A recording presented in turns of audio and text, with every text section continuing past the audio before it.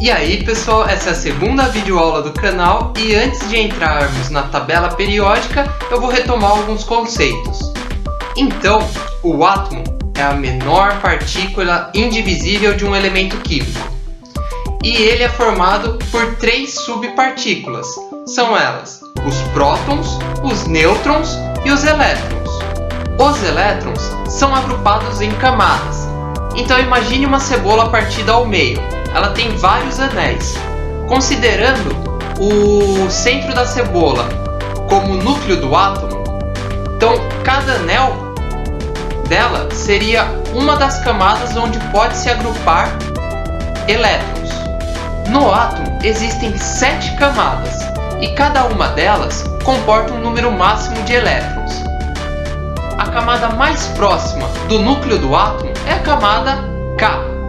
Depois temos Al, Am, An, AO, AP e AQ.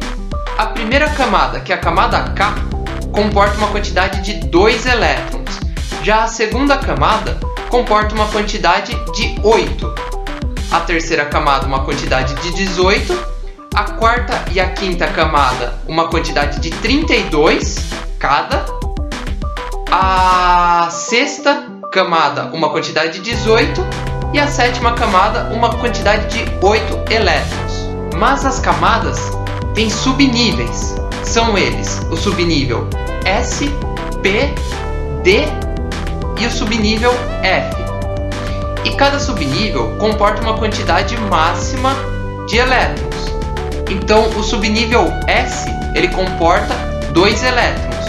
O subnível P ele comporta 6 elétrons. O subnível D comporta 10 elétrons e o subnível F comporta 14 elétrons.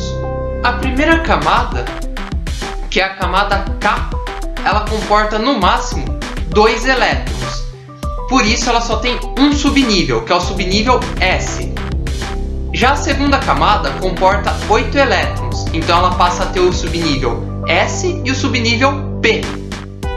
Já a terceira camada, ela comporta 18 elétrons, então ela tem o subnível S, P e o subnível D. Já a quarta camada, ela comporta 32 elétrons, a quarta e a quinta camada. Então elas passam a ter o subnível S, P, D e o subnível F. A sexta camada, ela comporta 18 elétrons, então ela passa a ter apenas o subnível S, P e D. E a sétima e última camada, ela comporta 8 elétrons, então ela só tem o subnível S e o subnível P. E com esses dados, fica fácil da gente elaborar o diagrama de Linus Pauling. Esse diagrama ele é muito utilizado nas ligações químicas para a formação de molécula.